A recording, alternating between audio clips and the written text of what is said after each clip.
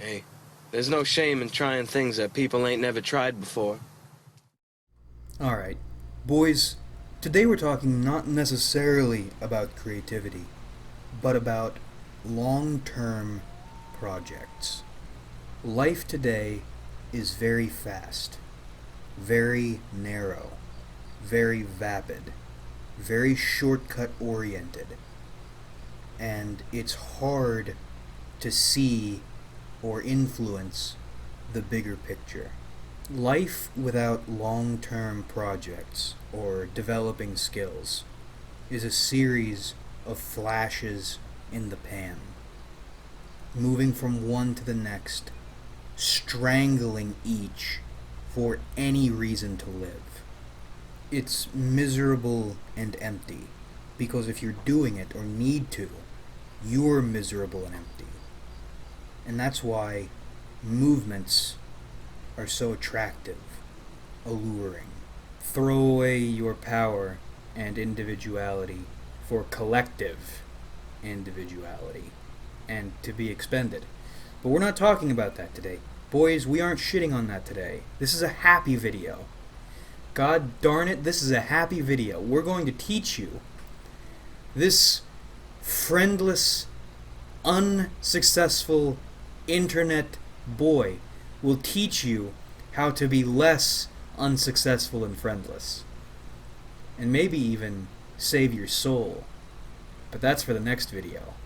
So, what do I mean by long-term projects or developing skills? I mean anything beneficial you can dedicate yourself to, which will take longer than a year, or at least longer than 6 months, to get anywhere with. Falling into the trap of buying something or uploading a shitty little 5-minute video, or maybe even a 10-minute video, or however long this video is, to get likes, to feel better about yourself, it's a very easy trap. It's unsustainable.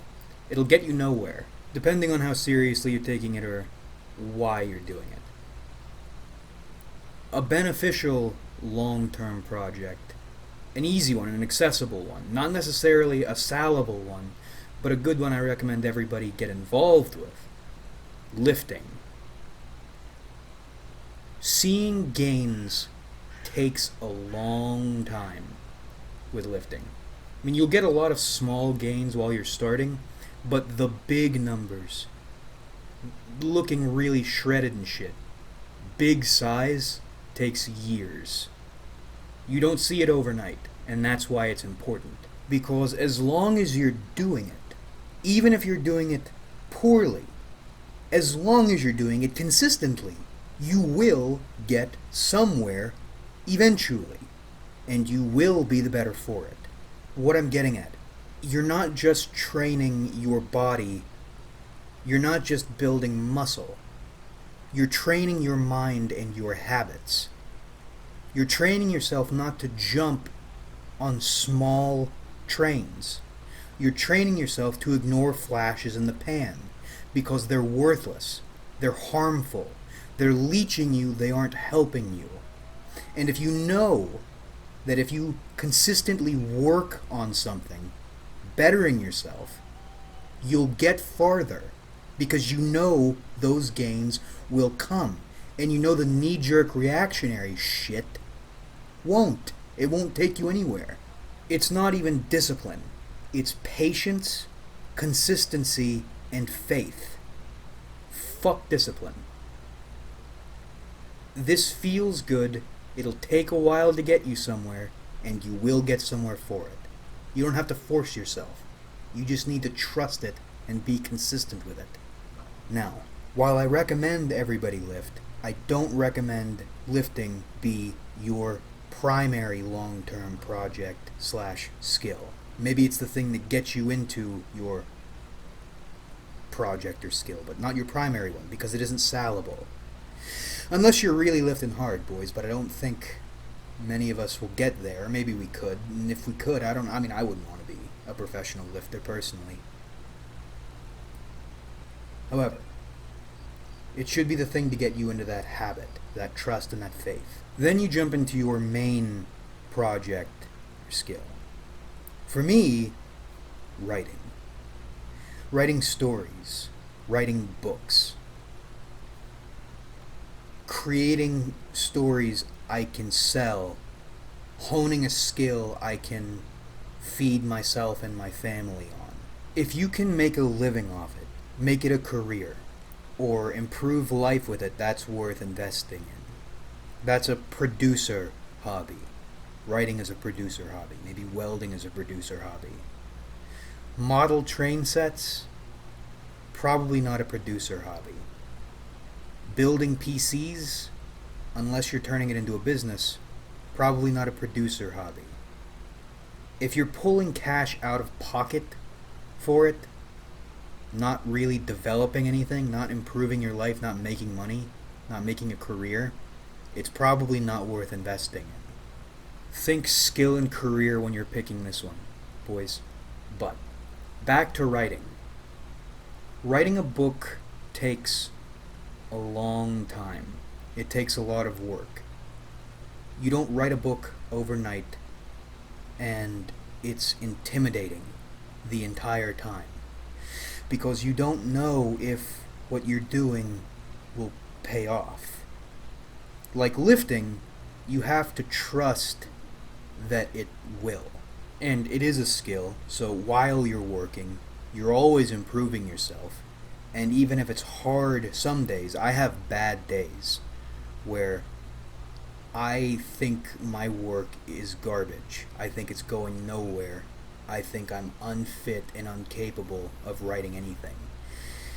And I have to I don't have to fucking tell myself. I have to trust my skill, my work, that should technically be mine, but is more outside me than not that I'm willing to admit, but that it is easy to admit.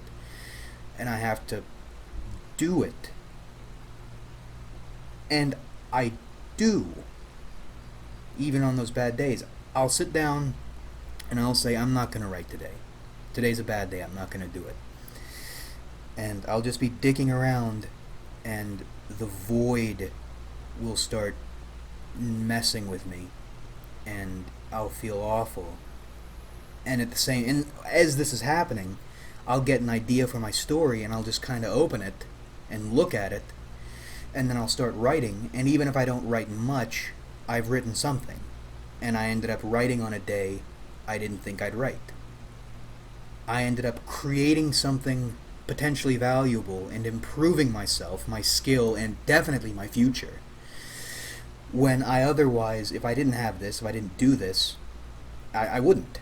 I would just sit and stew in misery and try to find a movement or somebody to give me my life meaning and value when I can do it myself. Just like lifting. There are days I don't feel like lifting, or I don't think I have the time to lift. And somehow, magically, I end up in the gym lifting. Even if I only go in there and just do some squats or something, one movement, I still end up there. Just like writing, just like lifting. It betters you, it takes a long time, and you aren't just doing it to stave off meaninglessness. You do it because they're hard, but they're rewarding. It just happens. And a year goes by, and you can lift a lot of weight. Or you have a book you can sell. Or you have a publication credit you can stick on your resume and get a job somewhere. I mean, I wouldn't want to need a resume to get a job somewhere. But, you know. It's something you can do that someone who isn't doing anything won't be able to do. And furthermore, and ultimately, it's like a marriage. These long-term projects or skills, really skills, are. It's faith and commitment. And you train yourself, or habitualize yourself, rather, to understand that there are downs, and have faith that you'll reach a slope, and that it's an upward climb, not a downward spiral. The bad days don't seem so bad when you trust and believe in your skill that this challengingness, or this hardness, this sadness, this pain is just momentary.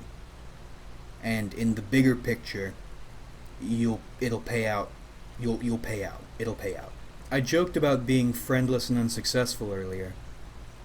And that's true, but at least I'm friendless and unsuccessful with salable skills, a body of work, an audience, and muscles to move heavy things. In high school, I never had that. A lot of people don't have that. Most people don't do anything. They are just lonely and miserable. And you're gonna be lonely and miserable, but you can at least have faith and ability. And one day, maybe you will have friends, and you will be successful. I believe it, personally. Even if not in this life, your soul will man, that's another video. It's another video. Can't talk about that today, boys. Your skill is your ticket out of here. If you want to look at that 3-dimensionally or 2-dimensionally, it's up to you. But someone with skill is better off than someone without it.